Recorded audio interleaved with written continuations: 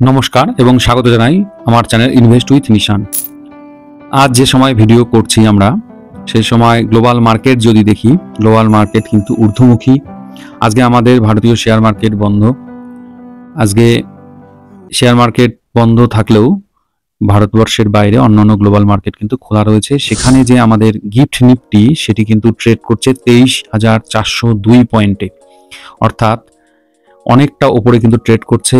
এবং ট্রাম্পের একটু পিছু হটার জন্য, অর্থাৎ ট্যারিফ নীতি বা শুল্ক নীতির উপর যে পজ দিয়েছেন 90 ডেজ, তার প্রভাব কিন্তু শুধুমাত্র গিফট নিফটি নয়, ভারতের বাইরে অন্য অন্য যে গ্লোবাল মার্কেটগুলো রয়েছে সেগুলোতেও কিন্তু একটা ভালো রকমের বুলিশ ট্রেন্ড আমি দেখতে পাচ্ছি। ডাও জোন্স এখন ট্রেড করছে 40,681 পয়েন্টে, এফটিএসি ট্রেড করছে 8,131.46 পয়েন্টে, ড্যাক্স ট্রেড করছে 20,950.54। এই যে ঊর্ধ্বমুখী, এর জন্য কিন্তু আগামীকাল যখন ভারতীয় শেয়ার মার্কেট ওপেন হবে তখন কিন্তু সেখানে একটা গ্যাপ আপ ওপেনিং হওয়ার কিন্তু চান্সেস রয়েছে। মানে 100% গ্যাপ আপ হবে। প্রায় বলা যায় যে 250 থেকে 300 পয়েন্টের একটা গ্যাপ আপ আমরা কিন্তু আগামীকাল হয়তো দেখতে পারবো। ডলার ইন্ডেক্সে হালকা বৃদ্ধি দেখতে পাচ্ছি। ডলার ইন্ডেক্স 100.08-এ ট্রেড করছে, যেটা বিগত কয়েকদিন ধরে কিন্তু ডলার ইন্ডেক্স অনেকটাই নেমে আসার পরে আজকে একটু হালকা এখন পজিটিভ। কিছুক্ষণ আগেও এটা কিন্তু 100-এর নিচেই ছিল, আমি এখন দেখছি এটা কিন্তু অল্প একটু উপরে। যাই হোক, এই 100 বা 99 এটা অনেকটাই কম ডলার ইন্ডেক্স, এটা কিন্তু ভারতীয় শেয়ার বাজারের জন্য কিন্তু একটা পজিটিভ। এবং ক্রুড অয়েলের দাম যেহেতু নিচের দিকে রয়েছে, এখন ক্রুড অয়েল ট্রেড করছে 62.12। এই যে রেঞ্জগুলো ক্রুড অয়েলের এবং ডলার ইন্ডেক্সের, এটা কিন্তু ভারতীয় শেয়ার বাজারের জন্য খুবই সুইটেবল একটা কন্ডিশন, যার জন্য কিন্তু ভারতীয় শেয়ার বাজার আগামীতে প্রভাবিত হবে পজিটিভলি। যাই হোক, আজকের এই যে ভিডিও, তার মূল আলোচ্য বিষয় হলো কেমিক্যাল অর্থাৎ অ্যাগ্রোকেমিক্যাল সেক্টরের কিছু স্টক নিয়ে আমি আলোচনা করব। আমাদের ভারতবর্ষে তথা ওয়েস্ট বেঙ্গলে মনসুন আসন্ন, অর্থাৎ বর্ষার আগমন হবে কিছু দিনের মধ্যেই। এই বর্ষার সময় কৃষিকাজ যদি ভালো হয়, অর্থাৎ বর্ষা যদি ভালো হয় তখন কিন্তু কৃষকরাও লাভবান হয়, কৃষিকাজও ভালো হয়।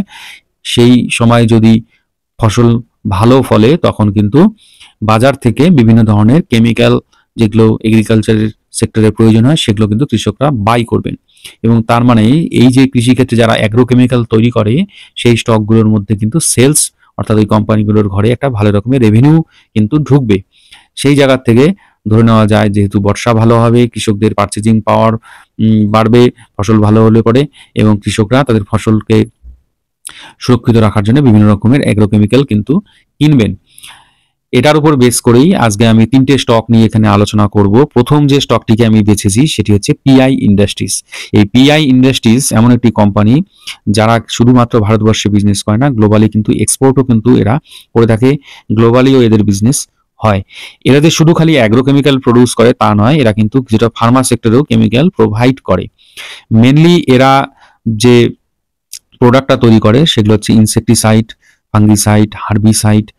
এই যে স্পেশালিটি প্রোডাক্ট, বিভিন্ন ধরনের কিন্তু এই যে মলিকুলস যেগুলো থাকে, জেনেরিক মলিকুলস, যেমন হচ্ছে প্রোফেনোফস, ইথিয়ান অ্যান্ড ফোরেট, এগুলো কিন্তু এরা তৈরি করে থাকে। মেনলি এরা করে কিন্তু ইনসেকটিসাইড, ফাঙ্গিসাইড, হার্বিসাইড এবং স্পেশালিটি কিছু প্রোডাক্ট এরা তৈরি করে থাকে। বিভিন্ন যে ক্রপগুলো এই সময় হবে তখন কিন্তু এই কেমিক্যালের কিন্তু প্রয়োজন আছে, তার মানে এদের সেলস বাড়বে। এবং এই কোম্পানিটির যদি চার্ট আপনারা লক্ষ্য করেন টেকনিক্যালি, দেখবেন যে এই কোম্পানিটি কিন্তু অনেকটা হাইয়ের থেকে ফল করেছে এবং বর্তমানে যে জায়গায় ট্রেড করছে তা কিন্তু গত মাসের যে টপ সেটাকে ক্রস করে কিন্তু বর্তমানে এ কিন্তু ট্রেড করছে। লাস্ট ট্রেডিং সেশনেও ভালো রকমের একটা কিন্তু গ্রোথ দেখিয়েছে এবং কোম্পানিটি আগামীতেও গ্রো করবে। এই জন্য এই কোম্পানিটি আমার ওয়াচ লিস্টের প্রথম কোম্পানি, যেটা নিয়ে আপনারা কিন্তু স্টাডি করে দেখতে পারেন। কারণ কি, এই কোম্পানিটি প্রায় ডেপ্ট ফ্রি কোম্পানি, এর যে সিএজিআর আছে সেটা খুব ভালো। আপনারা এই কোম্পানিটির ডেপ্ট যদি দেখেন তাহলে 0.02 ডেপ্ট টু ইকুইটি রেশিও, যেটা খুবই সামান্য, প্রায় অলমোস্ট কিন্তু ডেপ্ট free company. Good profit growth আছে, 33.1% সিএজিআর ওভার লাস্ট 5 ইয়ার্স। কোম্পানির working capital requirements have reduced from 75 days to 52.5 days.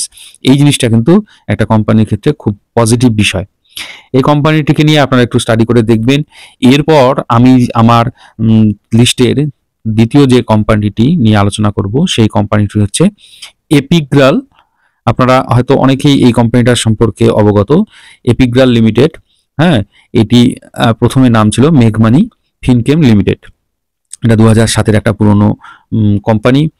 এর হচ্ছে বিভিন্ন রকমের ডেরিভেটিভস যে প্রোডাক্টস এবং স্পেশালিটি কেমিক্যাল এবং ক্লোরো অ্যালকালিলস, অর্থাৎ যেমন হচ্ছে ম্যানুফ্যাকচার করে এরা caustic soda, caustic potash, chloromethanes, hydrogen peroxide, chlorine and hydrogen. এরা হাইড্রোজেন পারঅক্সাইডে এরা একদম থার্ড লার্জেস্ট প্রডিউসার ইন্ডিয়ায়। এই জিনিসটি কিন্তু খুব ইম্পর্টেন্ট, কারণ কি এই কোম্পানিটা একটা লিডিং পজিশনেই দেখা যায় আছে। এই কোম্পানিটাকে নিয়েও আপনারা কিন্তু ভালো রকমের একটা স্টাডি করে দেখতে পারেন, কারণ কি এর যে ইন্ডাস্ট্রি পি রয়েছে সেটা হচ্ছে 28.8, সেখান থেকে কিন্তু এর যে স্টক পি 22.2 রয়েছে এবং বর্তমানে যে প্রাইসে ট্রেড করছে সেখান থেকে একটা প্রাইস অ্যাপ্রিসিয়েশন হওয়ার কিন্তু চান্স রয়েছে। সেলস গ্রোথ লাস্ট 5 ইয়ার্সে 22.1%, সেখানে কিন্তু 3 ইয়ার্স যদি দেখতে যাই তাহলে কিন্তু 32.5%-এর মতো, এবং প্রফিট গ্রোথও রয়েছে যথেষ্ট। হ্যাঁ, এই যে কোম্পানিটা আপনারা একটু এই কোম্পানিটাকে নিয়েও স্টাডি করে দেখতে পারেন। এই কোম্পানিটার আপনাদের ওয়াচ লিস্টে রেখে আপনারা একটু স্টাডি করে দেখবেন, কারণ এফআইআই কিন্তু এর হোল্ডিং কিন্তু কোয়ার্টার আফটার কোয়ার্টার কিন্তু বাড়িয়ে গেছে।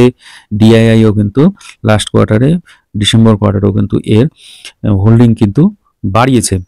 সেই জায়গায় এই কোম্পানিটার দিকে একটু নজর রাখুন এবং এই কোম্পানিটাকে একটু স্টাডি করে দেখার অনুরোধ রইল। আমার ওয়াচ লিস্টের তৃতীয় যে কোম্পানিটি সেটি হচ্ছে ভ্যালিয়ান্ট অর্গানিক লিমিটেড। এর যে প্রোডাক্টগুলো আছে এটাও অ্যাগ্রোকেমিক্যাল এবং ফার্মা, এই দুটো ক্ষেত্রে কিন্তু এর প্রোডাক্টগুলো ব্যবহৃত হয়। বিশেষ করে স্পেশালিটি কেমিক্যালস এরা প্রডিউস করে। এরা কিসের উপরে কাজ করে? ক্লোরিনেশন, হাইড্রোজেনেশন, অ্যামোনোলাইসিস, হ্যাঁ, অ্যাসিটিলাইলেশন, সালফোনেশন। এই যে এগুলো সাইন্টিফিক টার্ম, আপনারা হয়তো নাও বুঝতে পারেন, তবে এইসব বিষয়ের উপর এরা কাজ করে থাকে। এদের কিন্তু রেভিনিউ ভারতবর্ষ থেকে আসে 94%-এর মতো এবং এক্সপোর্ট থেকে আসে কিন্তু 6%-এর মতো। সব থেকে বড় বিষয়, এরা যে এক্সপোর্ট করে সেই কান্ট্রিগুলোর মধ্যে কিন্তু ইউএসএ নেই, ইউরোপ, জাপান এবং চায়না, এই কান্ট্রিগুলোতেই এরা কিন্তু এক্সপোর্ট করে থাকে। এই কোম্পানিটি আইপিও আসার পর থেকে 2020 শেষের দিকে, সম্ভবত নভেম্বর মাসের দিকে আইপিও আসে এবং তারপর থেকে কিন্তু কোম্পানিটা একটা ডাউন ট্রেন্ডে চলে যায়। ডাউন ট্রেন্ডে গিয়ে কিন্তু এখন বর্তমানে এমন একটি জায়গায় কোম্পানিটি আছে, একটা বেস তৈরি করছে কোম্পানিটি। এই বেস তৈরি করে একটা রাউন্ডিং বটম করে যদি কোম্পানিটি আগামীতে ওপর দিকে উঠতে শুরু করে তাহলে এর মধ্যে কিন্তু ভালো রকমের গ্রোথ দেখতে পারবো আমরা। কারণ কি রিসেন্টলি এই কোম্পানিটি অনেকটা নেগেটিভে যাওয়ার পরে কিন্তু অনেকটা মার্কেটে একটু যখন ওঠানামা হয় এর কিন্তু ভালো রকমের ভোলাটিলিটি শো করে এবং একই দিনে 12, 13, 14 এবং 10%, 9%-এর মতো কিন্তু আপ দেখায়। এই কোম্পানিটি এখান থেকে, তার মানে বায়ার প্রচুর ইন্টারেস্টেড আছে। এখান থেকে যদি একদিন ভালো রকমের একটা ব্রেকআউট দিয়ে উপরে উঠে যায় তাহলে কিন্তু অনেকটা প্রাইস এপ্রিসিয়েশন এই কোম্পানিটি দেখাতে প্রায়। সুতরাং এই কোম্পানিটাকে একটু স্টাডি করবেন, আপনাদের র্যাডারে রাখবেন এবং ওয়াচ লিস্টের মধ্যে রাখতে পারেন। এই যে আমি 3টে কোম্পানি নিয়ে আলোচনা করলাম, এই কোম্পানি 3টেই কোনোটিই আপনাদেরকে আমি বাই সেল হোল্ড রেকমেন্ডেশন করছি না, আপনাদেরকে জাস্ট খালি এডুকেশনাল পারপাসে আমি আপনাদের সামনে তুলে ধরলাম। আপনারা এই নিয়ে একটু স্টাডি করবেন, আপনাদের ওয়াচ লিস্টে রাখতে পারেন। এই হলো আমার মূল বিষয় ভিডিওর। তো ভিডিওটি এখানেই শেষ করি। ধন্যবাদ, ভালো থাকবেন। আমার ভিডিও যদি ভালো লাগে, এখান থেকে যদি কিছুটা নলেজ গ্যাদার করেন তাহলে একটু লাইক করবেন, কমেন্ট করবেন, শেয়ার করবেন, নতুনরা একটু চ্যানেলটিকে সাবস্ক্রাইব করবেন। ধন্যবাদ, ভালো থাকবেন।